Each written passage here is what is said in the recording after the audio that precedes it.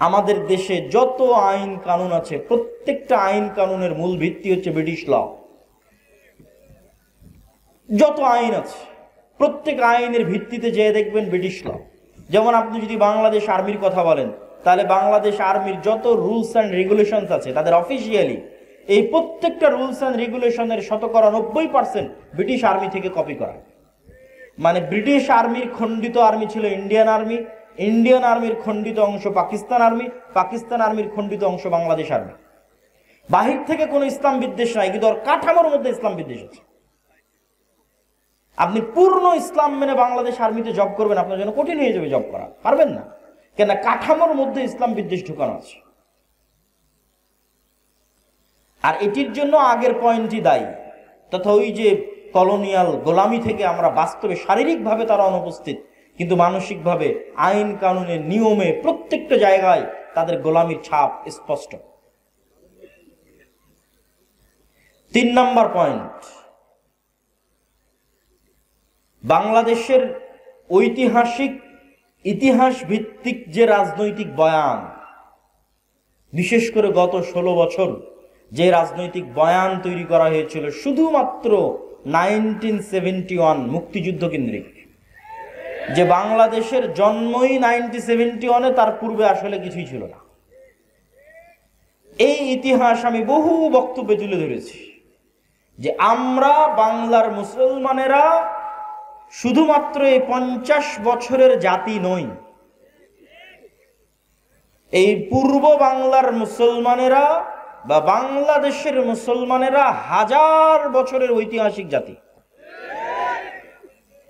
এবং ওই ইতিহাসের লিগ্যাসির সাথে আপনাকে কানেক্টেড করতে হবে। এই জন্য দেখবেন যে আমার প্রত্যেকটা বক্তব্যে প্রধান উপদেষ্টার সামনের বক্তব্য আমি উচ্চারণ করেছি 1947, আমি বলেছি 1947, এবং প্রায় সব বক্তব্যে পাবেন। কেন? আপনারা আজকের যেই মানচিত্রের উপর আছেন, এই মানচিত্র কিন্তু 71-এর নয়, এই মানচিত্র 47-এ পাওয়া মানচিত্র।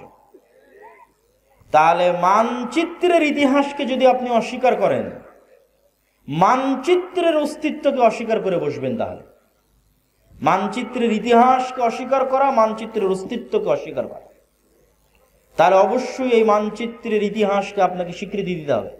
47-এর ইতিহাস কিসের ইতিহাস? 190 বছর ব্রিটিশ বিরোধী জিহাদের ইতিহাস। 190 বছর। 1757 সালের 23শে জুন পলাশির আম্রকানন মুর্শিদাবাদে এই বাংলার যে পতন হলো ব্রিটিশদের কাছে, 1757 থেকে 1947, এই দীর্ঘ সময়ের ইতিহাসকে আপনি বাদ দিতে পারেন না।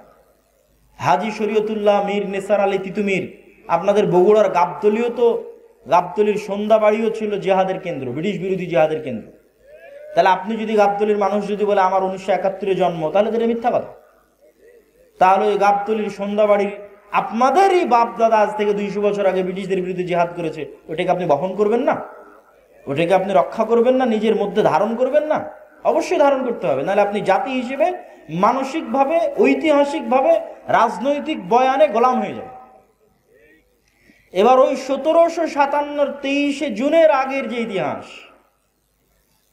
তার আগের স্বাধীন সুলতানি শাসন আমলের বাংলাদেশ, মুঘলদের আগের অংশ হচ্ছে স্বাধীন সুলতানি শাসন আমল। স্বাধীন সুলতানি শাসন আমল কোনটা? যেই সময় রাজধানী ছিল মুর্শিদাবাদ, মালদা, রাজশাহী, চাঁপানবাবগঞ্জ, গৌড়, তৎকালীন ভাষায় বলা হয়েছে গৌড়। এই জন্য সব পুরাতন মসজিদ দেখবেন ওই বেল্টে প্রচুর পরিমাণে আছে। সোনা মসজিদ আছে, বাঘা মসজিদ আছে, কুসুম্বা মসজিদ আছে, আরো কত অসংখ্য পুরাতন মসজিদ আছে 500 বছর আগের। ওই অঞ্চলগুলো ঘুরতে গেলে দেখতে পাবে। আর বাংলাদেশ বর্ডার ক্রস করে মালদার গৌড় রোডে প্রবেশ করলে তো আরো শত শত মসজিদ আছে, ছোট আদিনা, বড় আদিনা, এগুলো সব ওই সময়কার রাজধানী। আর মুঘলদের রাজধানী হচ্ছে ঢাকা। তাহলে এই দীর্ঘ 1000 বছরের ইতিহাসকে যদি বাদ দেন, জাতি হিসেবে আপনি মৃত্যুবরণ করলেন। আর 1971 বা 1947-এর পরে বাংলাদেশের মানুষকে বারবার বিভক্ত করার চেষ্টা করা হয়েছে। বাংলাদেশের মানুষকে কি দিয়ে বিভক্ত করা হয়েছে? 3টা পরিভাষা দিয়ে বাংলাদেশের মানুষকে বিভক্ত করা হয়েছে রাজনৈতিকভাবে। এই রাজনৈতিক বিভক্তি থেকে বেরিয়ে আসতে হবে। অন্য আর যে কোনো বিষয়ে রাজনীতি চলতে পারে, কিন্তু এই বিষয়গুলো নিয়ে রাজনীতি করতে দেওয়া যাবে না। এটা যে রাজনৈতিক সচেতনতা। 1, 47-এ দেশ স্বাধীন হওয়ার পর বাঙালি জাতীয়তাবাদের নামে বাংলাদেশের মানুষের মধ্যে বিভেদ তৈরি করা হয়েছে।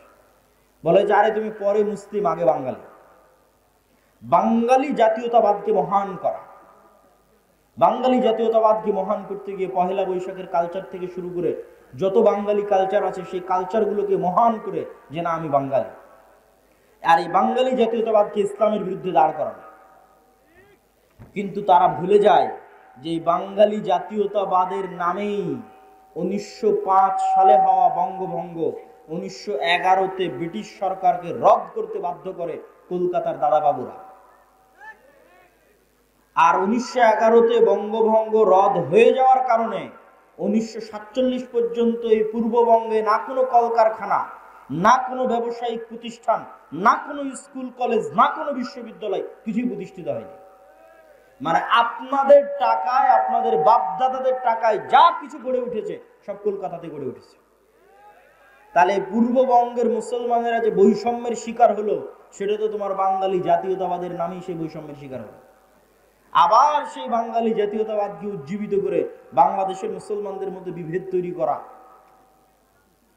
এটা হচ্ছে আমাদের পার্শ্ববর্তী দেশ থেকে পরিচালিত বাংলাদেশের মধ্যে পার্থক্য তৈরি করার রাজনৈতিক বয়ান।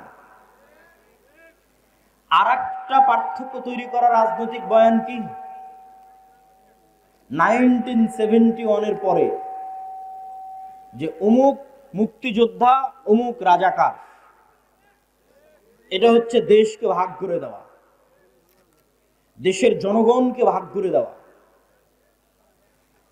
পৃথিবীর কোন উন্নত দেশে আপনি এইভাবে দেশের নাগরিকদের মধ্যে বিভেদ তৈরি করা দেখতে পাবেন না। স্বয়ং আমাদের নবী মুহাম্মদ সাল্লাল্লাহু আলাইহি ওয়াসাল্লাম মক্কা বিজয়ের পরেও এরকম বিভেদ তৈরি হতে দেননি। একটা ছোট্ট ঘটনা বলি। মক্কা বিজয়ের পর একটা যুদ্ধ হয়েছিল, হুনাইনের যুদ্ধ। হুনাইনের যুদ্ধের সব গনিমতের মাল আল্লাহর নবী মক্কার নবমুসলিমদের মধ্যে বন্টন করে দিয়েছেন। যারা মক্কার এতদিন কাফের ছিল, মুশরিক ছিল, আল্লাহর নবীর বিরুদ্ধে বদরে যুদ্ধ করেছে, উহুদে যুদ্ধ করেছে, খন্দকে যুদ্ধ করেছে, তাদের মধ্যে তারা আজ মক্কা বিজয়ের সময় মুসলমান হয়ে গেছে, তাদের মধ্যে আল্লাহর নবী হুনাইনের সকল সম্পদ বন্টন করে দিলেন। তো শয়তান ওয়াসওয়াসা দিল মদিনায় চলে যাওয়া মুহাজির আর আনসারদের মধ্যে, ইসলামের জন্য জীবন দিলাম আমরা, যুদ্ধ করলাম আমরা। মানে আপনাদের পরিভাষায় যদি বলি যে আমরা হচ্ছে মুক্তিযোদ্ধা আর সব টাকা পয়সা নিয়ে চলে গেল রাজাকারখানা, ওই সময়ের পরিভাষাটা যদি বুঝতে চান যে আমরা মুহাজির এবং আমরা আনসার, আমরা ইসলামের জন্য সকল কিছু করলাম, অথচ আজ হুনাইনের যুদ্ধের সকল গনিমতের মাল আল্লাহর নবী মক্কার এই কাল পরশু যারা মুসলমান হলো মক্কা বিজয়ের সময় তাদের মধ্যে দিয়ে দিলেন। এই কানা ঘুষা কিন্তু আল্লাহর নবীর কান পর্যন্ত চলে গেল। কিন্তু রাসূল সাল্লাল্লাহু আলাইহি ওয়াসাল্লাম এই বিভেদ রাখতে দেননি, কেন তিনি জানেন যে এই বিভেদ এই ভবিষ্যৎ ইসলামী রাষ্ট্রকে ক্ষতিগ্রস্ত করবে। তখন তিনি কি বললেন? তিনি বক্তব্যে দাঁড়িয়ে বললেন, এই মদিনার মুহাজিরেরা, মদিনার আনসারেরা, লম্বা ঘটনা, হে মদিনার মুহাজিরেরা, হে মদিনার আনসারেরা, আজকে হুনাইনের সকল গনিমতের মাল নিয়ে চলে যাবে মক্কার নবমুসলিমেরা, আর মুহাম্মদ সাল্লাল্লাহু আলাইহি ওয়াসাল্লাম নিজে তোমাদের সাথে মদিনায় ফিরে যাবে, অথচ আমার বাপদাদার বাড়ি মক্কায়। আল্লাহু আকবার। তোমরা কোনটা চাও? মুহাম্মদ সাল্লাল্লাহু আলাইহি ওয়াসাল্লাম তোমাদের সাথে সশরীরে মদিনায় ফিরে যাক? সাহাবীরা আবেগতাড়িত হয়ে গেলেন। তো আল্লাহর নবী এই বিভেদকে স্থায়ী করতে দেননি। এবং দেখেন মুহাম্মদ সাল্লাল্লাহু আলাইহি ওয়াসাল্লাম মক্কা বিজয়ের পরও মদিনায় থেকে গেছে। এখন তো মক্কা বিজয় হয়েছে, ওনার শৈশবের স্মৃতি বিজড়িত শহর মক্কা, কৈশোরের স্মৃতি বিজড়িত শহর মক্কা, যৌবনের স্মৃতি বিজড়িত শহর মক্কা। এখন তো মক্কা বিজয় হয়ে গেছে, তার অধীনস্থ তিনি মদিনা ছেড়ে দিয়ে মক্কা আসতে পারেন। কিন্তু তিনি বললেন মুহাম্মদ সাল্লাল্লাহু আলাইহি ওয়াসাল্লাম নিজে ফিরে যাবে মদিনায়, আবার ধন সম্পদ দিয়ে দিলেন নবমুসলিমদের। তিনি ঐক্যটা রক্ষা করলেন। এই জন্য এই ধরনের বিভেদ, এই দুটো বিভেদ, বাঙালি জাতীয়তাবাদের মাধ্যমে মুসলমানদের মধ্যে বিভেদ তৈরি করা বাংলাদেশের মুসলমানদের মধ্যে, এবং 1971-এর চেতনাকে বিক্রি করে বিভেদ তৈরি করা, যা গত 15-16 বছর ছিল, ভবিষ্যতে আর কাউকে কোনোদিন করতে দেওয়া যাবে না। এবার আরো সামনের দিকে চলে আসি। রাষ্ট্রে ইসলাম প্রতিষ্ঠা করতে বাধা কি? রাষ্ট্রে ইসলাম প্রতিষ্ঠা করতে চতুর্থ বাধা বিজাতীয় মতবাদ, গণতন্ত্র, সমাজতন্ত্র, ধর্মনিরপেক্ষ মতবাদ, যেটিকে সেকুলারিজম, কিছুক্ষণ আগে যে মতবাদের বিষয়ে বললাম, লিবারালিজম, জাতীয়তাবাদ, ন্যাশনালিজম, এই প্রত্যেকটা মতবাদ রাষ্ট্রে ইসলাম প্রতিষ্ঠায় বাধা। আমি যদি আরো সারমর্ম করে বলি যে পৃথিবীতে ইসলামী খেলাফা প্রতিষ্ঠা হবে, এই ইসলামী খেলাফার সবচেয়ে বড় শত্রু গণতন্ত্র নিজেই। এই জন্য আমার একটা বক্তব্য দেওয়া আছে যে গণতন্ত্রের কবর রচনার উপরই ইসলামী খেলাফতের উত্থান হবে। কিন্তু এই বক্তব্য আবার আমাদের কিছু ভাইদের সহ্য হবে না, কিন্তু তাদেরকে আমি উদাত্ত আহ্বান জানাবো, আপনারা আরো পড়েন, আরো পড়েন, আরো পড়েন। আরো পড়লে দেখবেন গণতন্ত্রের নামে মুসলমানদের সামনে মূলা ঝুলিয়ে রাখা আছে। গত 100 বছরেও কোনোদিন গণতন্ত্র দিয়ে ইসলাম প্রতিষ্ঠিত হয়নি, আগামী 1000 বছর চেষ্টা করলেও কোনোদিন গণতন্ত্র দিয়ে ইসলাম প্রতিষ্ঠিত হবে না। হ্যাঁ, গণতন্ত্র দিয়ে যে ইসলাম প্রতিষ্ঠিত হবে, যদি বলেন যে হ্যাঁ হবেই হবে, তাহলে আমি চ্যালেঞ্জ দিয়ে বলে গেলাম গণতন্ত্র দিয়ে যে ইসলাম প্রতিষ্ঠিত হবে ওটা বিকৃত ইসলাম, কম্প্রোমাইজড ইসলাম, পূর্ণাঙ্গ ইসলাম নয়। যে ইসলামের মধ্যে শিরক মিশ্রিত থাকবে, যে ইসলামের মধ্যে ইসলামের সকল বিধিবিধান উপস্থিত থাকবে না, পূর্ণাঙ্গ রূপে উপস্থিত থাকবে না। তাহলে আপনি যেহেতু বলতেছেন এগুলোর মাধ্যমে প্রতিষ্ঠিত হবে না, তো হবে কিসের মাধ্যমে? যেটির মাধ্যমে প্রতিষ্ঠিত হবে, আজকে আপনাদের সামনে 2টি বা 3টি উপায় বলবো, যা প্রায় এই পরের পয়েন্টগুলো প্রায় সব বক্তব্যে আমার বলা আছে এবং আপনাদেরও শোনা উচিত। 1, ইসলামী খেলাফা বা ইসলামী রাষ্ট্র বলতে কি বুঝায় এটা পরিষ্কার থাকতে হবে। ইসলামী খেলাফা বা ইসলামী রাষ্ট্র মানে আজকে এখানে আপনাদের সবাইকে জোরপূর্বক আমি সালাত আদায় করিয়ে দিলাম, জোরপূর্বক আপনাদের মহিলাদের মা বোনদের পর্দা করিয়ে দিলাম, বিষয়টি এমন নয়। ইসলামিক খেলাফা এই জিনিসগুলো থাকবে, কিন্তু ইসলামিক খেলাফা মানে 1 নম্বরে আপনাদের মধ্যে ন্যায় বিচার প্রতিষ্ঠিত হবে। ঈসা আলাইহিস সালাতু ওয়াস সালামের কথা আল্লাহর নবী বলেছেন, তিনি পৃথিবীতে হাকামান মুকসিতা, ন্যায় বিচারক, শাসক হবেন। আর আল্লাহ হচ্ছেন সবচেয়ে বড় ন্যায় বিচারক। এই জন্য সাবআতু ইউদিল্লুহুমুল্লাহ ইয়াউমা লা দিল্লা ইল্লা দিল্লুহ, 7 শ্রেণীর মানুষকে বিশেষ ছায়ায় আশ্রয় দেওয়া হবে। তার 1 নম্বরে ইমামুন আদিল, ন্যায় পরায়ণ, ন্যায় বিচারক। তাকে 1 নম্বরে আসন দেওয়া হয়েছে, ন্যায় পরায়ণ, ন্যায় বিচারককে। আমাদের মুসলমানদের কাছে এতক্ষণ পর্যন্ত এই আলোচনা আপনাদের কাছে হয়তো মনে হবে আমি কি বলতে চাচ্ছি। আমি যেটি বলতে চাচ্ছি যে রাষ্ট্রে ইসলাম মানে ন্যায় বিচার প্রতিষ্ঠা করা। তো আপনি আমি যদি রাষ্ট্রে ইসলাম প্রতিষ্ঠা করতে চাই, আমাদেরকে সবার আগে ন্যায় পরায়ণ হতে হবে। আমি আপনি ন্যায় পরায়ণ হব না, সত্যবাদী হব না, আর বলবো রাষ্ট্রে ইসলাম প্রতিষ্ঠা করব, এটা কোনোদিন সম্ভব নয়। তো আপনি কি বলতে চাচ্ছেন আমরা মুসলমানেরা ন্যায়পরায়ণ নই, সত্যবাদী নই? জি, আমি এটাই বলতে চাচ্ছি আমরা মুসলমানেরা নামাজি, আমরা মুসলমানেরা হাজি, আমরা মুসলমানেরা দানবীর। বাহ্যিক ইসলামের যত বিধিবিধান আছে প্রত্যেকটা বিধিবিধান মানতে আমরা 1 নম্বরে আছি। যেমন আজকের জালসা সম্মেলনে এসেছেন কোরআন এবং দ্বীনের কথা শুনতে, এটা অনেক বড় একটা গুণ। অবশ্যই আপনি নেকি পাওয়ার নিয়েতে এসেছেন, কিন্তু দেখবেন এই জালসার প্যান্ডেল থেকে মোবাইল চুরি হয়ে গেছে, দেখবেন মসজিদ থেকে স্যান্ডেল চুরি হয়ে গেছে। তাহলে জাতিগতভাবে আমার এবং আপনার মধ্যে কোনটার অভাব? জাতিগতভাবে আমার এবং আপনার মধ্যে নামাজের অভাব নাই, দানের অভাব নাই, হাজি উমরাকারী ব্যক্তির অভাব নাই, কিন্তু সত্যবাদী হবে, ন্যায় পরায়ণ হবে, এরকম মেরুদণ্ডওয়ালা একটা প্রজন্ম আমাদের মধ্যে নাই। আপনি আমাকে যদি এখন রাষ্ট্রপ্রধান করে দেন, আমিও বাংলাদেশ চালাতে পারবো না, কেন বাংলাদেশের প্রত্যেকটা সেক্টরে দুর্নীতি আছে। ওই সমস্ত দুর্নীতিবাজ সচিবেরা, মন্ত্রীরা, ওসিরা, ডিসিরা 1 সেকেন্ড আপনাকে রাষ্ট্র চালাতে দেবেন, আপনাকে উৎখাত করে ফেলে দেবেন। তাহলে আপনি এরকম দুর্নীতিগ্রস্ত একটা কাঠামোর মধ্যে বলবেন আমি ইসলাম প্রতিষ্ঠা করব? আপনাকে একদল সৎ ন্যায়পরায়ণ প্রজন্ম আগে নিয়ে আসতে হবে। যে সৎ ন্যায়পরায়ণ প্রজন্ম টাকার কাছে বিক্রি হবে না, চাপের কাছে বিক্রি হবে না, তার দায়িত্বের আমানত রক্ষা করবে মৃত্যু হয়ে গেলে। এটা হচ্ছে সৎ এবং ন্যায়পরায়ণ। এতক্ষণ হয়তো রাষ্ট্রীয় পর্যায়ে বললাম, এই জন্য আপনারা খুব ঠিক ঠিক বললেন। আমাদের ব্যক্তিগত জীবনে যদি আসি তাহলে কি হবে দেখেন। আপনারা যারা আজ পুরো গাবতলীতে জরিপ করেন, পুরো বগুড়া জেলায় জরিপ করেন, পুরো গাইবান্ধাতে জরিপ করেন যে কতজন পিতার মৃত্যুর পর তার সন্তান পিতার সম্পত্তিতে বোনকে ন্যায়ের সাথে ভাগ দিয়েছে, জরিপ করেন।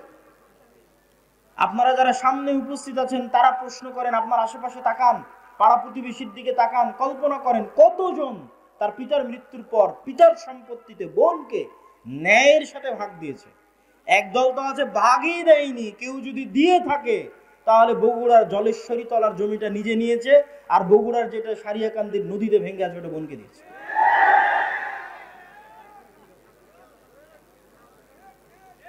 তাহলে আপনি ন্যায়পরায়ণ নন, সত্যবাদী নন, কিন্তু আপনি নামাজি, আপনি হাজি, আপনি ওমরাকারী, আপনি দানবীর।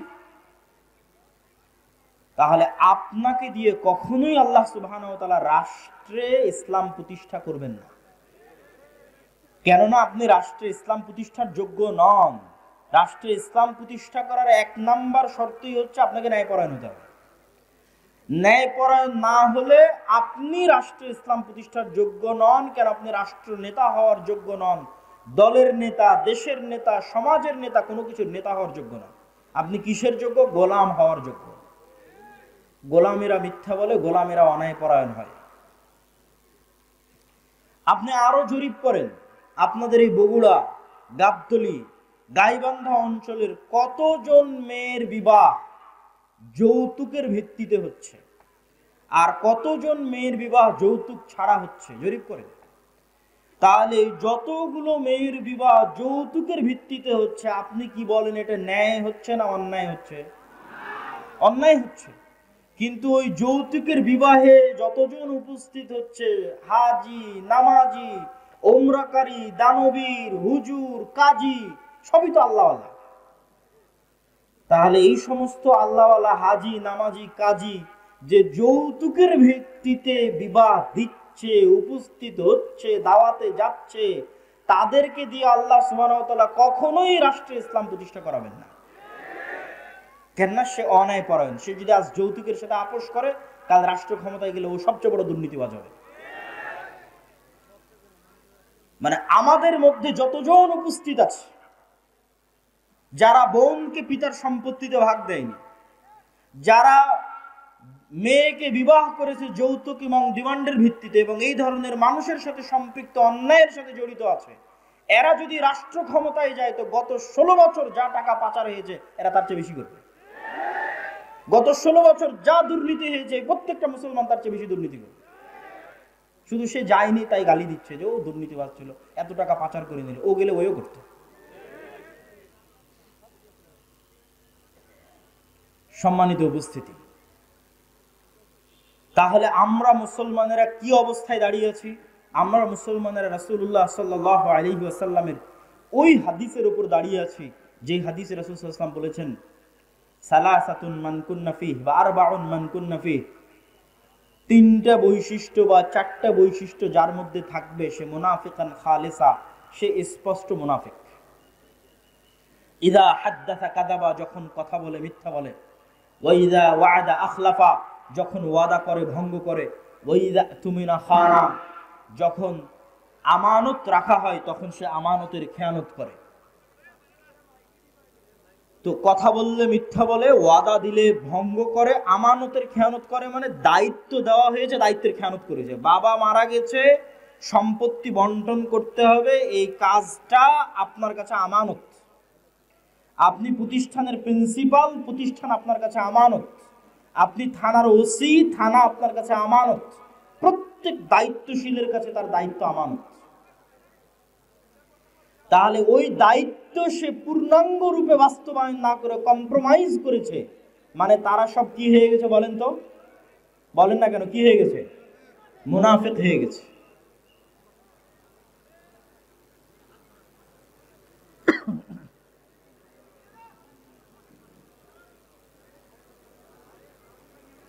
না মাইকের সমস্যা নেই, একটু থামো।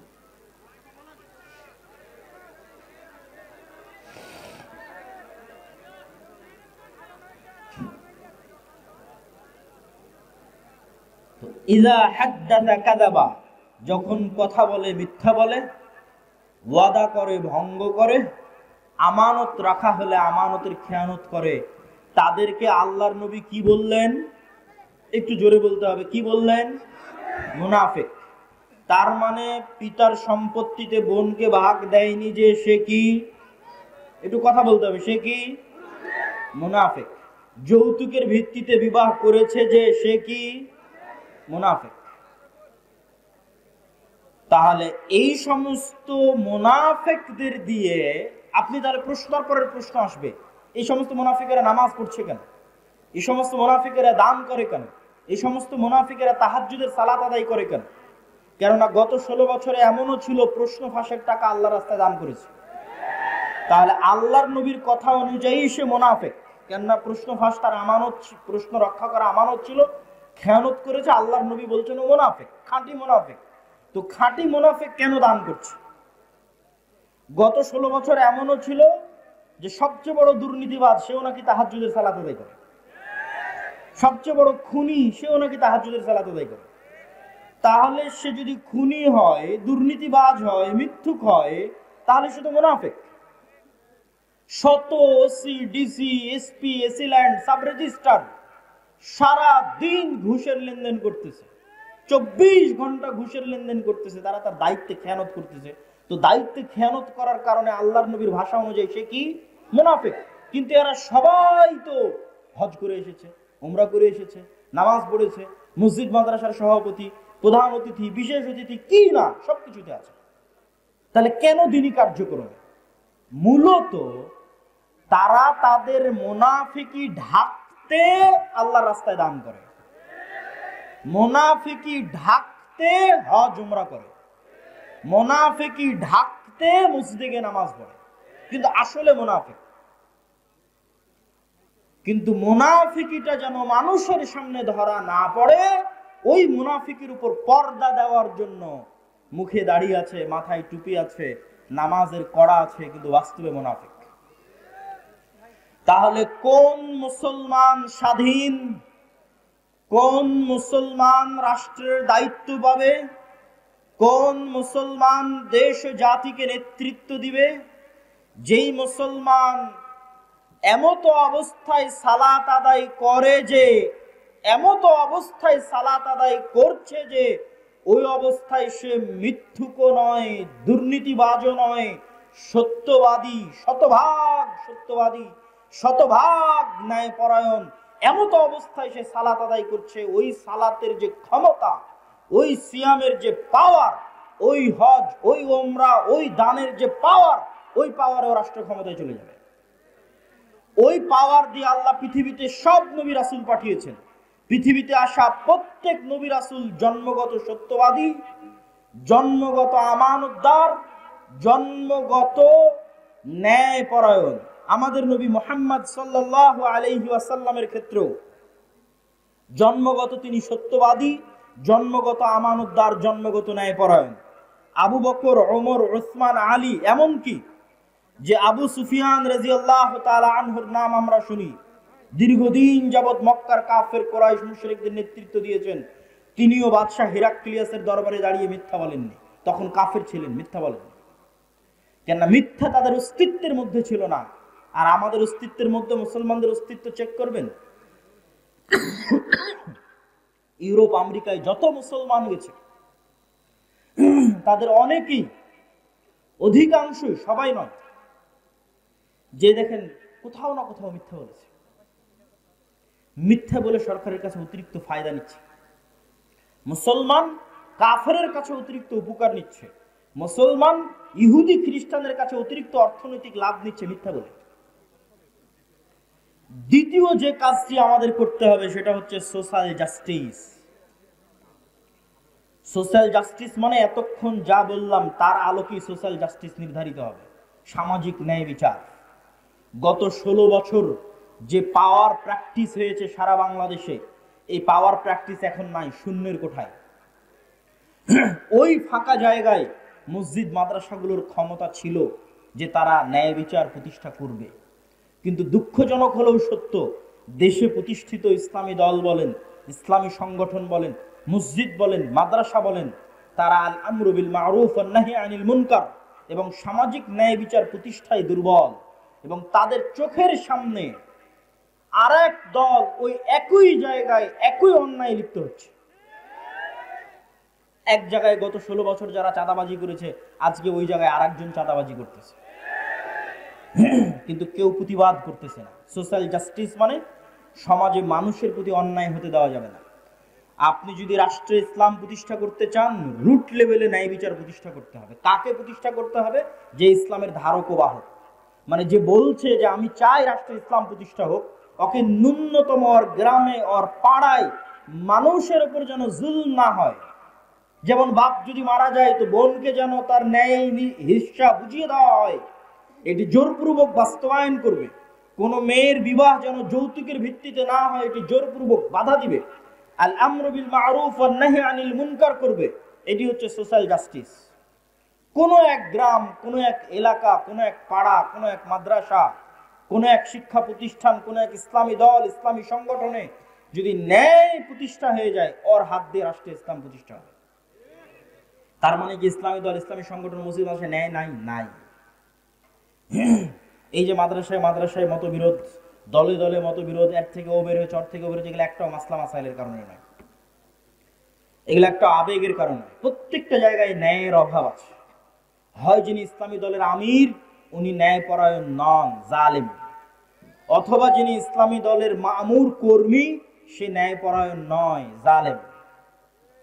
যে কর্মী রাত দিন পরিশ্রম করছে তাকে পদ না দিয়ে যে পা চাটছে ওকে পদ দিয়ে দিচ্ছে, এটাই হচ্ছে ন্যায়ের খেলাফ।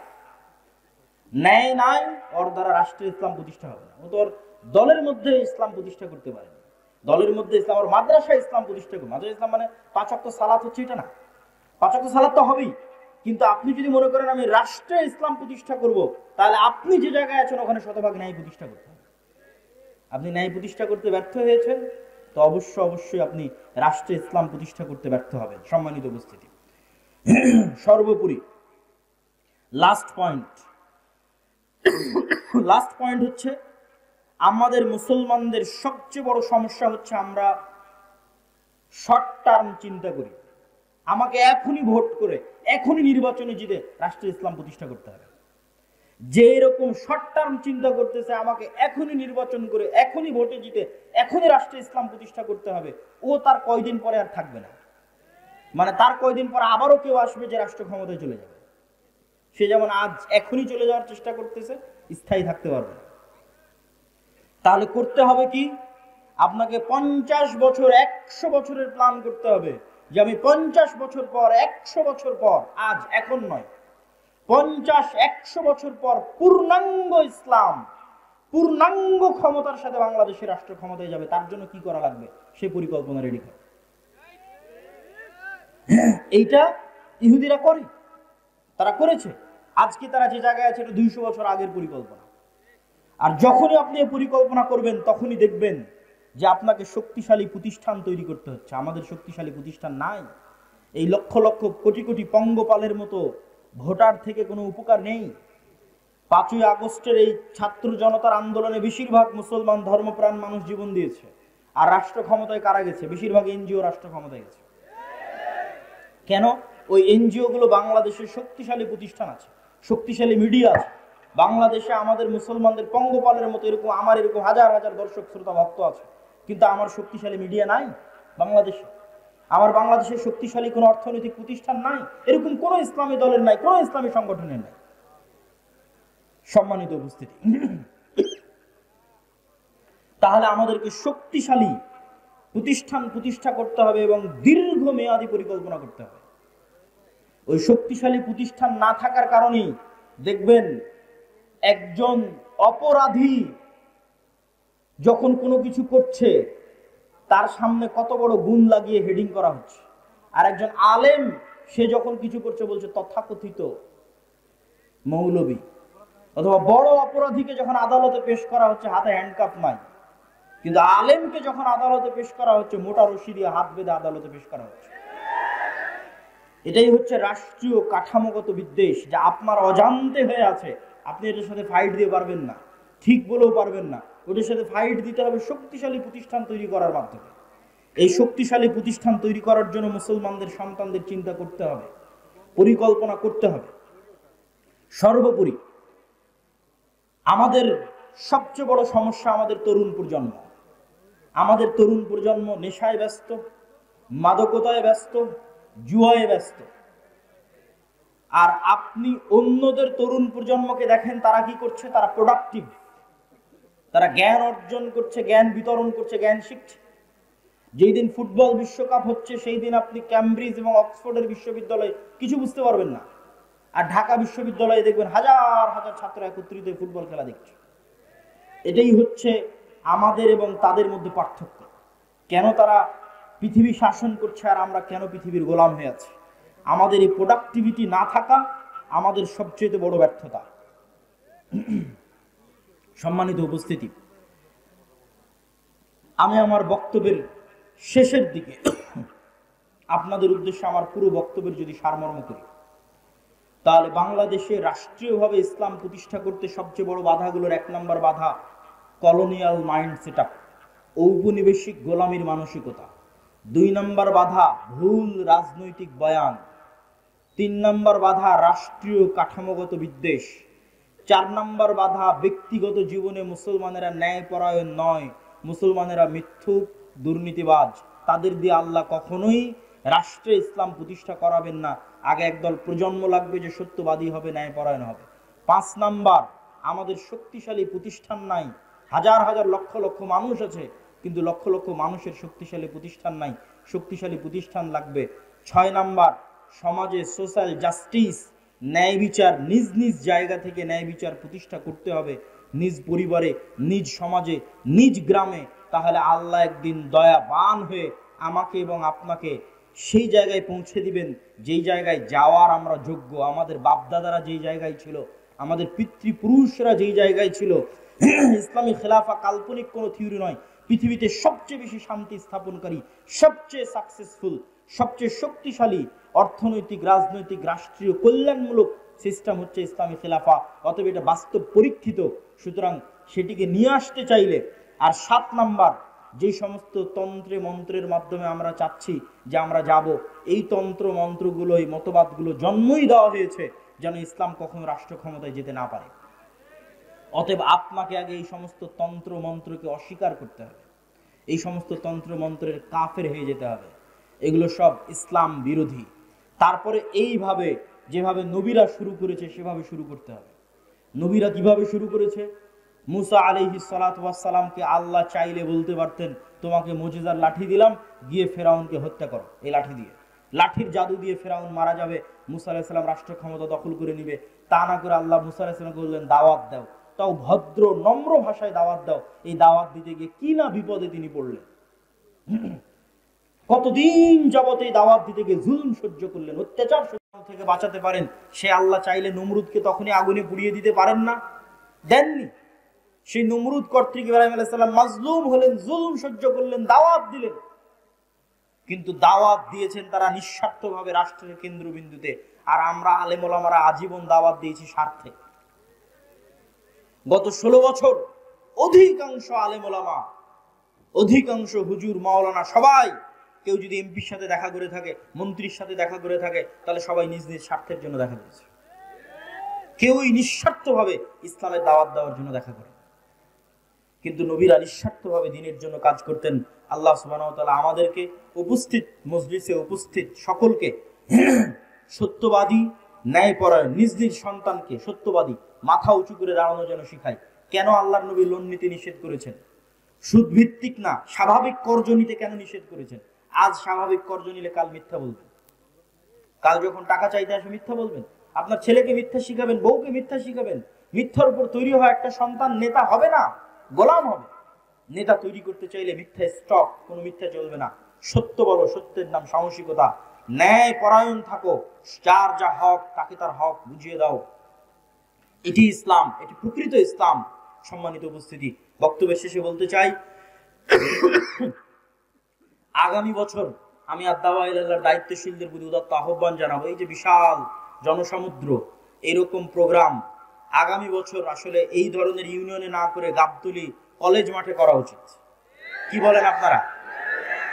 আমি উদাত্ত আহ্বান জানাবো দায়িত্বশীলদের যে প্রোগ্রামটা আপনারা আগামী বছর গাবতলী কলেজ মাঠে করার চেষ্টা করবেন ইনশাআল্লাহ। আল্লাহ সুবহানাহু ওয়া তাআলা তৌফিক দান করুক। আদ-দাওয়া ইলাল্লাহ দেশব্যাপী মসজিদ ভিত্তিক মক্তব শিক্ষা নিয়ে কাজ করে। আচ্ছা, আপনাদের মধ্যে স্বেচ্ছাসেবক ভাইয়েরা যাবে, এখনই যাবে, আমি এখনই যাওয়ার জন্য বলবো যে আপনারা তাদেরকে অবশ্যই সাধ্য অনুযায়ী আপনাদের সহযোগিতাটা পৌঁছে দেওয়ার চেষ্টা করবেন। আমি একটু 2 মিনিট আপনাদের সামনে একটু বিবরণ দিই। আদ-দাওয়া ইলাল্লাহ দেশব্যাপী মসজিদ ভিত্তিক দিন শিক্ষা নিয়ে কাজ করে, বক্তব্য নিয়ে কাজ করে। এখন পর্যন্ত 500-র অধিক মসজিদের ইমাম জামিয়া সালাফিয়া ডাঙ্গি পাড়ায় আমাদের খরচে, মানে আদ-দাওয়া ইলাল্লাহর খরচে, জামিয়া সালাফিয়ার খরচে গেছে, জামিয়া সালাফের খরচে এসেছে, জামিয়া সালাফের খরচে থেকেছে, খেয়েছে এবং প্রশিক্ষণ নিয়েছে। বলেন আল্লাহু আকবার। সম্পূর্ণ ফ্রি, বিনামূল্যে, এমনকি যাতায়াত পাথেও খরচ সহ 500-র অধিক মসজিদের শিক্ষক, মক্তবের ইমামেরা তারা প্রশিক্ষণ নিয়েছে এবং তাদের মধ্যে জাতীয় মক্তব প্রতিযোগিতা হয়েছে। সেখানে যারা বিজয়ী তারা উমরায় যাওয়ার জন্য প্রস্তুতি নিচ্ছে। বলেন আল্লাহু আকবার। এই কাজে আপনারা যুক্ত হন। গাবতলীর প্রত্যেক মসজিদকে উদাত্ত আহ্বান জানান, যাও জামিয়া সালাফিয়া ডাঙ্গিপাড়ার দাওয়া ইলাল্লাহর মক্তব প্রশিক্ষণ নিয়ে আসো, নিয়ে এসে তাদের সিলেবাস অনুযায়ী আমাদের গ্রামে মক্তব পড়াও। দেখবেন পরের দিন থেকেই আপনার শিক্ষার মান বেড়ে গেছে, বাচ্চারা দ্রুত কোরআন শিখতে পারছে, দ্বীনের মৌলিক জ্ঞান শিখতে পারছে। আপনাদের স্বেচ্ছাসেবকদের যেতে বলেন, যারা সহযোগিতা নিতে চাই এবং আপনারা যারা সহযোগিতা করতে চান, স্বেচ্ছাসেবকদের উদাত্ত আহ্বান জানাবো, আপনারা ভিতরে চলে যান, আমাদের সময় অতি স্বল্প। দ্বিতীয়ত, আল জামিয়া সালাফিয়া আরেকটি নতুন উদ্যোগ নিয়েছে, সেটি হচ্ছে জামিয়া সালাফিয়াতে যে মানসম্মত শিক্ষা ব্যবস্থা আছে। যেমন একটা ছোট্ট উদাহরণ যদি দেই, যে গত 1 বছরে শুধু সৌদি আরবের মদিনা ইসলামী বিশ্ববিদ্যালয় সহ অন্যান্য বিশ্ববিদ্যালয়ের গত 1 বছরে 10-এর অধিক শিক্ষক জামিয়া সালাফিয়াতে এসেছে এবং দার্স দিয়েছে। 10-এর অধিক, যা বাংলাদেশের ইতিহাসে রেকর্ড। তো এইরকম একটি উন্নত শিক্ষা প্রতিষ্ঠান, যেখানে পার্শ্ববর্তী দেশগুলোর শিক্ষকেরা তো আছেই, সেই উন্নত শিক্ষা প্রতিষ্ঠানের শিক্ষার মান অন্যান্য প্রতিষ্ঠানগুলোতে পৌঁছে যাক, এই জন্য আমরা একটা মুআদালা বা অধিভুক্তিকরণ সিস্টেম চালু করেছি। যে কোনো প্রতিষ্ঠান চাইলে আমাদের সাথে যোগাযোগ করে জামিয়া সালাফিয়ার সিলেবাস অনুযায়ী তাদের সিলেবাস পরিচালনা করে আমরা ওই প্রশিক্ষণটাও ফি সাবিলিল্লাহ তাদেরকে, তাদের শিক্ষককে প্রশিক্ষণ দিয়ে তাদের শিক্ষার মান বাড়িয়ে নিতে চাই। সম্মানিত উপস্থিতি, আগামী 30 ও 31 জানুয়ারি সালাফি কনফারেন্স দিনাজপুর, রংপুর বিভাগের মধ্যে সবচেয়ে বড় শিক্ষা প্রতিষ্ঠান, 4 তলা কমপ্লিট মসজিদের কাজ চলতেছে, প্রায় 20 বিঘা জমির উপর। দেশ ও বিদেশের মেহমানগণ উপস্থিত থাকবেন। আর আগামী 13-14 ফেব্রুয়ারি আল জামিয়া সালাফিয়া রূপগঞ্জ, প্রায় 50 বিঘা জমির উপর যে প্রতিষ্ঠান, সেখানে পাকিস্তান, ভারত, সৌদি আরব এবং বাংলাদেশ 4 দেশের শীর্ষস্থানীয় আলেমগণ উপস্থিত থাকবেন।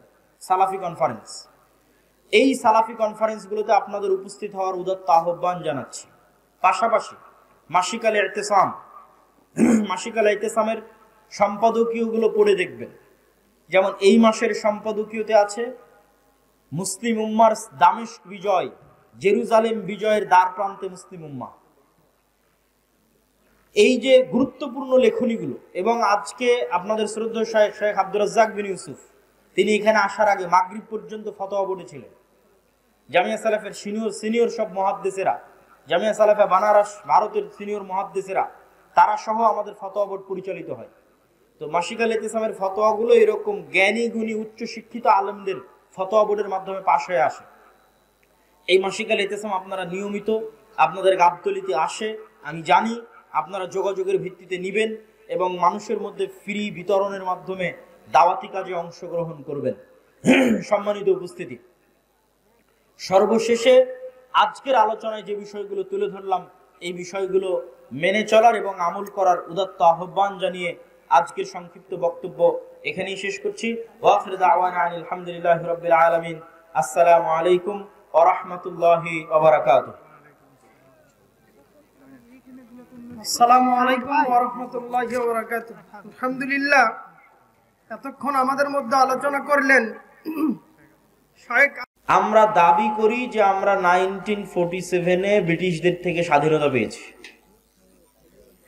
কিন্তু 190 বছর তারা আমাদের উপর যে শাসন পরিচালনা করেছে, আপনাদের কাছে এমন অনেক মানুষ এখানে বসে আছে যাদের কাছে গত 15 বা 16 বছর মনে হচ্ছিল যেন কোনোদিন শেষই হবে না। তো 15-16 বছরে যদি আপনি এত অতিষ্ঠ হন, আপনি কল্পনা করেন 190 বছর কতদিন হতে পারে। অনেক লম্বা সময় 190 বছর। তাহলে 190 বছরে কয়টা প্রজন্ম এই পাক ভারত বাংলাদেশের অতিক্রম হয়ে গেছে ব্রিটিশদের গোলামিতে। ফলত আমাদের জেনেটিক্যালি, আমাদের রক্তের মধ্যে মেন্টালি, মানসিকভাবে কিছু গোলামির চিন্তা চেতনা প্রবেশ করে গেছে। শারীরিকভাবে তারা আমাদের এখান থেকে বিদায় নিলেও আমরা মানসিকভাবে ওই ট্রমা, একটা মানুষ যখন রাতের বেলা ভয়ঙ্কর কিছু দেখে অথবা তার চোখের সামনে ভয়ঙ্কর কোনো দুর্ঘটনা ঘটে যায়, তখন সেই ট্রমা থেকে বের হতেও তার কয়েক মাস সময় লাগে। তো 190 বছর যে ভয়ঙ্কর গোলামির ট্রমা, জাতি হিসেবে গত 70 বছরেও আমরা সেটি থেকে বের হতে পারিনি। এখনো আমরা আমাদের অজান্তে আমাদের মনের মধ্যে গোলামি লালন করি। কিভাবে গোলামি লালন করি?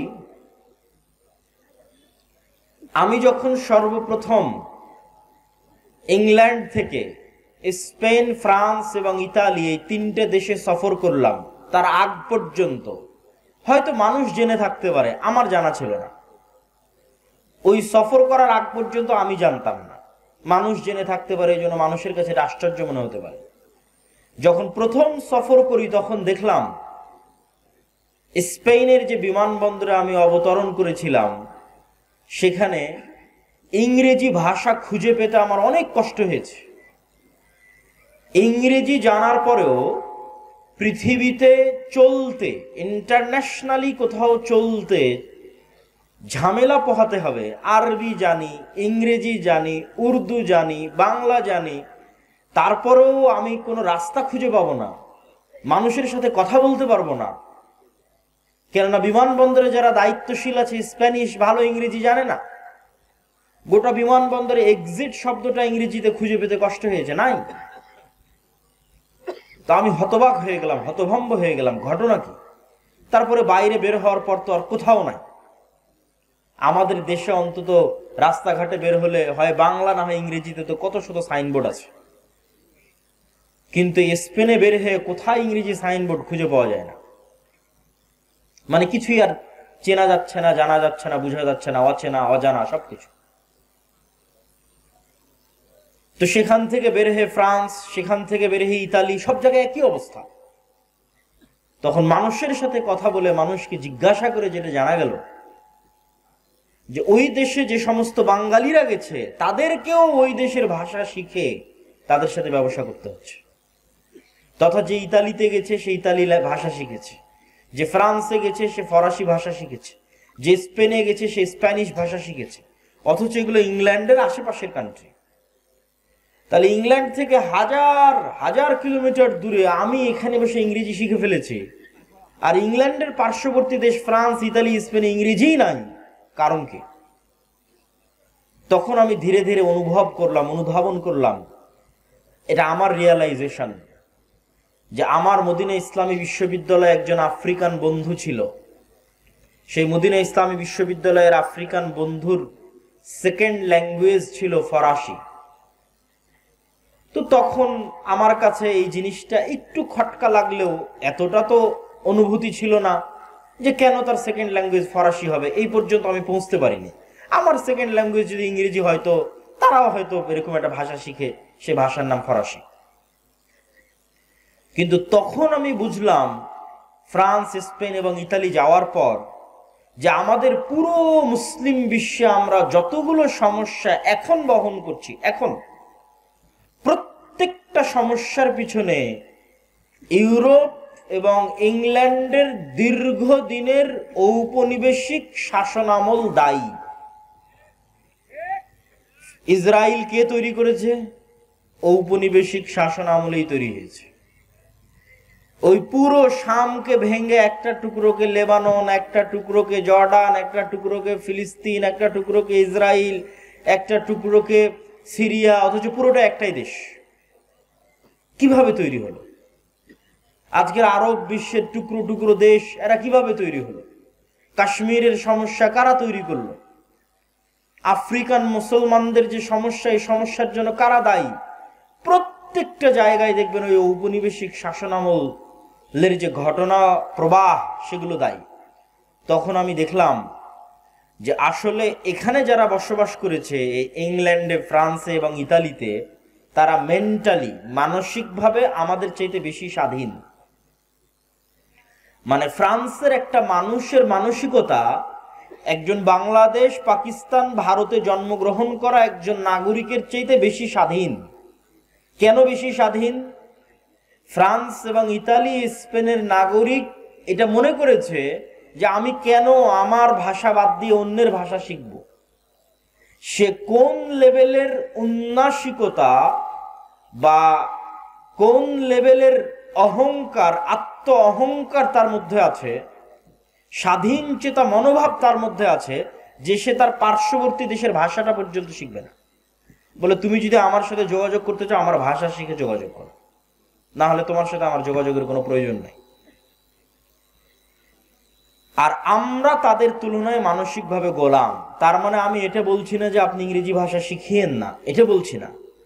আমি জাস্ট উদাহরণ হিসেবে তুলে ধরছি যে আমরা যে কলোনিয়াল মাইন্ডসেটটা বহন করি এখন পর্যন্ত, তার আলামত কি? আপনি যখন একজন মানুষকে দেখেন প্যান্ট শার্ট পরে আছে, তখন তাকে আপনি স্মার্ট মনে করেন। আর যখন কেউ পাঞ্জাবি পায়জামা টুপি পরে আছে, তখন তাকে আনস্মার্ট মনে করেন। এই মাপকাঠিটা আপনাকে তৈরি করে দিল কে? আপনি নিজের অজান্তে তৈরি করে ফেলেছেন। 190 বছর যার গোলামি করেছেন তারা প্যান্ট শার্ট পরতেন। ফলত অটোমেটিক আপনার রক্তের মধ্যে মিশে গেছে যে প্যান্ট শার্ট পরলে, স্যার বললে, সে অবশ্যই অন্যদের চাইতে একটু লেভেলে উঁচু। আর যদি প্যান্ট শার্ট না পরে, স্বাভাবিক পাঞ্জাবি পায়জামা বা লুঙ্গি থাকে, তাহলে সে অবশ্যই অন্যদের চাইতে নিচু। এটা আপনি নিজের অজান্তেই মাপকাঠি তৈরি করে ফেলেছেন।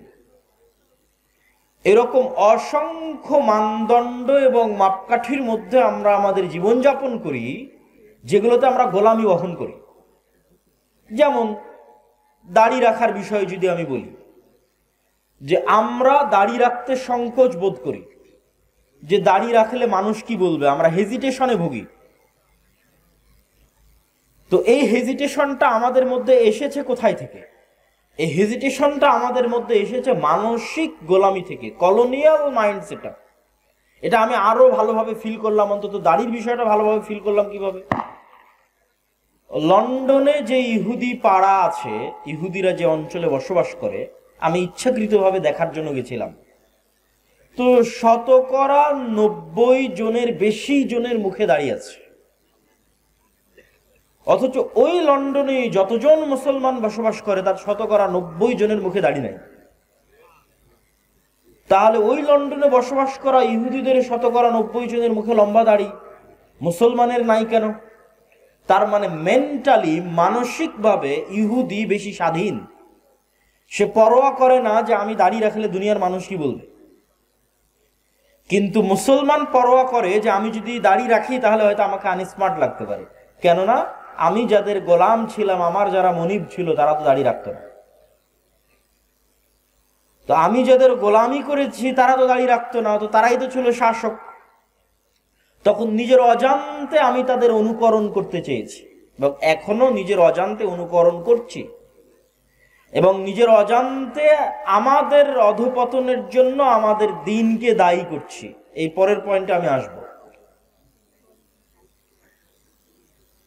তো এই সমস্ত উদাহরণগুলো প্রমাণ করে যে কলোনিয়াল মাইন্ড সেটআপ, ঔপনিবেশিক গোলামির মানসিকতা আমাদেরকে পৃথিবীর অন্যান্য উন্নত জাতি, গোত্র, ধর্মের অনুসারী মানুষদের থেকে মানসিকভাবে পিছিয়ে রেখেছে।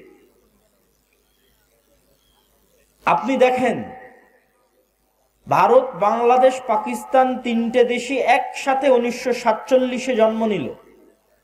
জওহরলাল নেহরু, গান্ধী, মাওলানা আবুল কালাম আজাদ তারা বললেন আমরা সেকুলার ইন্ডিয়া প্রতিষ্ঠা করব, ধর্ম নিরপেক্ষ ভারত প্রতিষ্ঠা করব।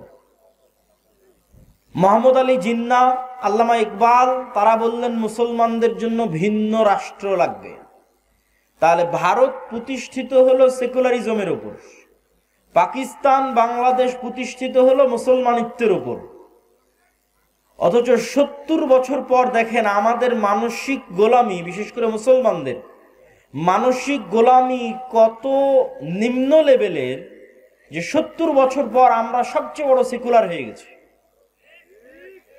আর 70 বছর পর সেই ভারত তার দ্বীনের উপর সবচেয়ে বেশি কট্টর হয়েছে। যারা ফেসবুক, ইউটিউব, টিকটকে ভারতকে নিয়ে ট্রল করে, আমি তাদের উদ্দেশ্যে বলতে চাই, প্রত্যেক বাংলাদেশী যারা ফেসবুক, ইউটিউব, টুইটারে ভারতকে নিয়ে ট্রল করে তাদের প্রত্যেকের উদ্দেশ্যে বলতে চাই, ভারতের হিন্দুদের দম আছে, তাই হিন্দু ধর্মের উপর কট্টর হয়ে দেশ চালাচ্ছে। এই মুসলমানের সন্তানেরা, তোমাদের দম কোথায় যে তোমরা বাংলাদেশকে ইসলামের উপর দাঁড় করিয়ে কেন চালাতে পারো না? তাহলে গোলাম কে? গোলাম তোমরা। সে নিজের ভ্রান্ত দ্বীনের উপর কট্টর অবস্থায় দেশ চালাচ্ছে, আর তুমি মিউ মিউ মিউ মিউ করে বলো যে আমি সেকুলার, আমি সেকুলার, আমি সেকুলার। ইসরায়েলের দিকে দেখেন,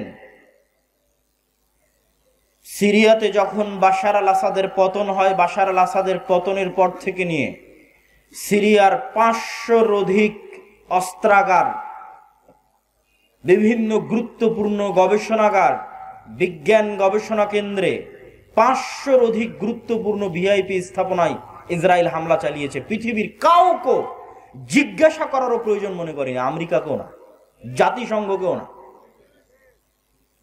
তার মানে ইসরায়েল তার ভ্রান্তির উপরে, ইহুদি ধর্মের কথা আল্লাহ সুবহানাহু ওয়া তাআলা কোরআন মাজিদে বলেছেন অভিশপ্ত ইহুদিদের কথা, কিন্তু তার ভ্রান্তির উপরে সে কট্টর, পরোয়া করে না পৃথিবী কি বলবে, পরোয়া করে না দুনিয়া কি বলবে,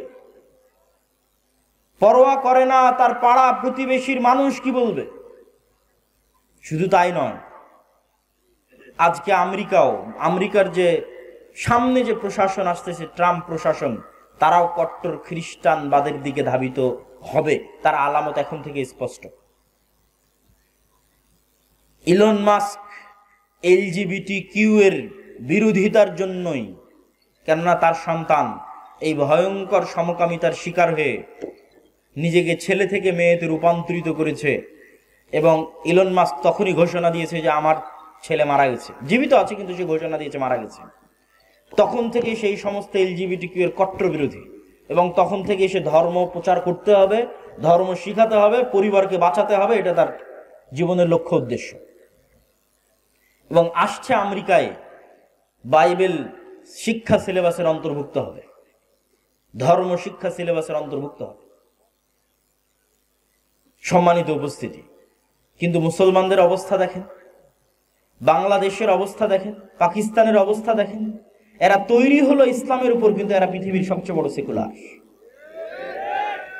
এই জন্য আমি যখন প্রধান উপদেষ্টা ডক্টর মোহাম্মদ ইউনূসের সামনে কথা বলার সুযোগ হয়েছিল, তখন আমি ডক্টর মোহাম্মদ ইউনূসের সামনে স্পষ্ট ভাষায় বলেছিলাম যে আপনারা সমস্যার গোড়ায় হাত দেন, আপনারা ডিফেন্স খেলতেছেন, আত্মরক্ষা করে পাল্টা জবাব দিচ্ছেন। সারা ইন্ডিয়া ছড়িয়ে আছে যে বাংলাদেশের সংখ্যালঘুদের উপর নির্যাতন হচ্ছে, অথচ ডাহা মিথ্যা কথা। কিন্তু আপনি পাল্টা বারবার বলতে আছেন, না আমার এখানে নির্যাতন হয় না, আমার এখানে তারা এত ভালো আছে, এত সুখে আছে, অমুক আছে তুমুক আছে। এত কিছু বলার তো দরকার নাই। আপনি বরং যেটা রিয়ালিটি, বাস্তবতা, সেটা তুলে ধরেন। বাস্তবতা কি? বাস্তবতা হচ্ছে বাংলাদেশের মাটিতে এখন পর্যন্ত একজন হিন্দু মুসলমানদের কর্তৃক গণপিটুনিতে মারা যায়নি। বাস্তবতা হচ্ছে বাংলাদেশের মাটিতে এখন পর্যন্ত একটি মন্দিরের জায়গাও জোরপূর্বক মন্দিরকে ধ্বংস করে মসজিদ বানানো হয়নি। কিন্তু তার বিপরীতে আরো কঠিন বাস্তবতা হচ্ছে ভারতের মাটিতে প্রত্যেক দিন অহরহ মুসলমানদেরকে মুসলমান হওয়ার কারণে, গরুর গোশত রাখার কারণে গণপিটুনি দিয়ে হত্যা করা হচ্ছে।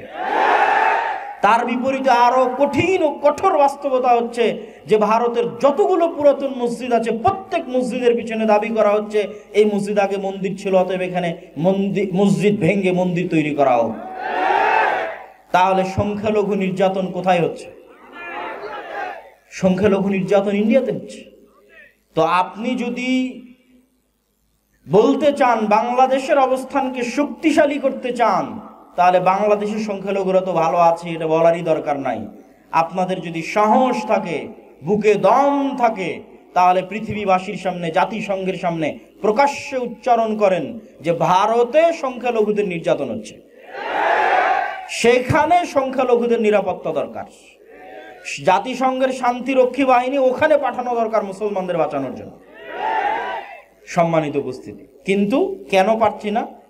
কলোনিয়াল মাইন্ড সেটআপ, ঔপনিবেশিক মানসিক দাসত্ব, যে আমাকে সবসময় ছাড় দিতেই হবে, আমাকে এই পৃথিবীর সবচেয়ে বড় সেকুলার হতে হবে, আরেকজন কট্টর হিন্দু হলে সমস্যা নাই, আরেকজন কট্টর ইহুদি হলে সমস্যা নাই, কিন্তু আমি আমার দিনের ওপর কট্টর হতে পারবো না। আমি যদি আমার দিনের ওপর কট্টর হই তাহলে আমি সন্ত্রাসী। কিন্তু এই সুযোগ যদি আপনি দেন তাহলে আপনি দুর্বল। আর যদি আপনি বলেন না যে আপনি স্বাধীন হতে চান, তাহলে তাদের মতো কল্পনা করেন। স্বাধীন হতে চাইলে তাদের মতো চিন্তা করেন, ফ্রান্সের নাগরিকের মতো চিন্তা করেন, ইতালির নাগরিকের মতো চিন্তা করেন, ভারতের হিন্দুদের মতো চিন্তা করেন, ইসরায়েলের ইহুদিদের মতো চিন্তা করেন, লন্ডনে বসবাসরত ইহুদিদের মতো চিন্তা করেন। তাদের হুবহু অনুসরণ করতে হবে এটা বলছি না। আপনি একটা ইহুদি ফ্যামিলি দেখান যে ইহুদি ফ্যামিলির সন্তান একজন বা দুইজন, এখানে উঠে গিয়ে ফোন দিবেন ইউরোপ এবং আমেরিকায় বসবাসরত যে কোনো প্রবাসীকে, যে তুমি খুঁজে নিয়ে এসে দিবা যে একটা ইহুদি পরিবারের সন্তান এক বা দুই, তার বেশি তারা নেয়নি। অথবা আমাকে জানাবা যে গড়ে ইহুদি ফ্যামিলিগুলোতে সন্তান কয়টা করে হয়। গড়ে তাদের সন্তান 6, 7, 8, 9 এখনো গড়ে। তো তাকে অধিক সন্তান নিতে লজ্জা লাগে না, কিন্তু এক মুসলমান অধিক সন্তান নিবে, তাকে এমন ভাবে পড়ানো হয়েছে যে সে অধিক সন্তান নিতে লজ্জাগ্রস্ত হবে। এমন ভাবে তার সিলেবাসের মধ্যে কলোনিয়াল গোলামির মানসিকতা ঢুকিয়ে দেওয়া হয়েছে যে সেটি থেকে বের হতে পারে না, এই ট্রমা থেকে বের হতে পারে না। কিন্তু প্রশ্ন তৈরি হবে কখন? যখন ওদেরকে দেখবেন। খ্রিস্টানদের দেখে প্রশ্ন তৈরি হবে না। কেন খ্রিস্টানদের দেখে প্রশ্ন তৈরি হবে না সেটা আল্লাহই বলে দিয়েছেন, ওয়ালাদ্দাল্লিন, তারা আসলে সঠিক পথ জানে না। এই জন্য অসংখ্য খ্রিস্টান পাবেন জুয়া খেলছে, মদ খাচ্ছে, ঠিক আছে? অতএব তাদেরকে দেখলে আপনি সঠিক রাস্তা খুঁজে পাবেন এটা না। সম্মানিত উপস্থিতি, ঠিক তেমনি আপনি দেখেন ইহুদিরা তাদের মধ্যে সুদি লেনদেন করছে না, করছে না। একটা ইহুদি নিয়ে এসে দিবেন যে তাদের মধ্যে সুদি লেনদেন করছে, তাদের পরস্পরের মধ্যে। হ্যাঁ, সারা পৃথিবীতে যেন সুদি লেনদেন হয়, এটার জন্য তারাই পেট্রোনাইজ করে, তারাই দাঁড় করিয়ে রেখেছে সুদি অর্থনীতি, কিন্তু তাদের মধ্যে কখনো সুদি লেনদেন করবে না। আর আমরা আমাদের সমাজের রন্ধ্রে রন্ধ্রে সুদের বিষ বাষ্প প্রবেশ করেছে। সুদের ইকোসিস্টেম এমন ভাবে তৈরি করা হয়েছে যে পৃথিবীতে কেউ চাইলেও যেন সুদ থেকে বের না হতে পারে। এটা একটা ইকোসিস্টেম। তার আপনাকে উদাহরণ দিই, আপনি যদি ইংল্যান্ডে যান, আমেরিকায় যান, আর ক্রেডিট কার্ডের ইউজার না হন, ক্রেডিট কার্ড মানে আপনি আমার কার্ড নিলেন, টাকা নাই, খরচ করেন, পরে দিন, সমস্যা নাই, এটার নাম ক্রেডিট কার্ড। আপনার যদি ক্রেডিট কার্ডের 5-10 বছরের বা বেশি ব্যালেন্স ব্যবহারের রেকর্ড না থাকে, তাহলে একটা বাড়ি ভাড়া নিতে যে পরিমাণ কষ্ট সহ্য করতে হবে, আপনি বলবেন থাক, তার চাইতে আমি ক্রেডিট কার্ড ইউজ করি, ক্রেডিট কার্ড ইউজ করে ক্রেডিট কার্ড দেখিয়ে আমি বাড়ি ভাড়া অতি সহজে পেয়ে যাব। মানে সুদ মুক্ত থাকবেন এরকম কোন পরিবেশ পৃথিবীতে রাখা হয়নি, কিন্তু তারা সুদ মুক্ত আছে। সুদ মুক্ত থাকবেন এরকম কোন পরিবেশ পৃথিবীতে রাখা হয়নি। এমনকি আপনার ওয়াইফাই যে নিবেন, ওই ওয়াইফাই এর রাউটারের পিছনে ইন্স্যুরেন্স আছে, গাড়ির পিছনে তো আছে, মোবাইলের তো আছে, ওয়াইফাই রাউটারেরও ইন্স্যুরেন্স আছে। আপনি বিশ্বাস না হলে আমেরিকা এবং ইংল্যান্ডে কল দিয়ে যাচাই করবেন যে আছে কিনা। আব্দুল্লাহ ভাই বক্তব্যে বলল সত্যি আছে কিনা। সেই দিন বাংলাদেশেও আসবে যখন আপনি ক্যাশ মানি বলে, বাস্তব প্রকৃত ক্যাশ টাকা বলে কোনো টাকা থাকবে না, প্রত্যেকটা টাকাই লোনের বিপরীতে থাকবে। মানে আমার এবং আপনার পকেটে এখন যত টাকা আছে, আসলে এগুলো একটাও বাস্তবে ক্যাশ টাকা নাই, প্রতিটা টাকার বিপরীতে ব্যাংকে লোন আছে। তাহলে there is no cash money without loan. মানে সুদের ভিত্তিতে লোন ছাড়া কোনো ক্যাশ মানির অস্তিত্ব পৃথিবীতে থাকবে না। সম্মানিত উপস্থিতি, আমরা আলোচনা করছিলাম যে কলোনিয়াল মাইন্ড সেটআপ আমাদেরকে পেয়ে বসেছে। এটি আপনি যদি রাষ্ট্রীয়ভাবে ইসলাম প্রতিষ্ঠা করতে চান, তাহলে এটি হবে তার পথে সবচেয়ে শক্তিশালী বাধা। দ্বিতীয় বাধা কি হবে? দ্বিতীয় বাধা হচ্ছে রাষ্ট্রীয় কাঠামোগত ইসলাম বিদ্বেষ। এটা এই পয়েন্ট থেকে এসেছে, আগের পয়েন্ট থেকে এসেছে। এই আগের পয়েন্ট থেকেই রাষ্ট্রের কাঠামোগত ইসলাম বিদ্বেষ। আপনি চোখে দেখতে পাবেন না, বাস্তবে কোনো ইসলাম বিদ্বেষ নাই, কিন্তু কাঠামোর মধ্যে ইসলাম বিদ্বেষ আছে। যেমন আপনি কোথাও গিয়ে বলেন যে আমি দাড়ি রাখবো, পুলিশে জব করে বলেন দাড়ি রাখবো, আর্মিতে জব করে বলেন দাড়ি রাখবো, পারবেন না, কষ্ট হবে, চিহ্নিত হবেন, চাকরি থেকে বাদ পড়ে যাবেন। তথা এমন ভাবে ইসলাম বিদ্বেষকে সেট আপ করা আছে কাঠামোর মধ্যে যে আপনি শক্তভাবে, কঠোরভাবে দিনকে অনুসরণ করবেন, সেটির সুযোগ নাই।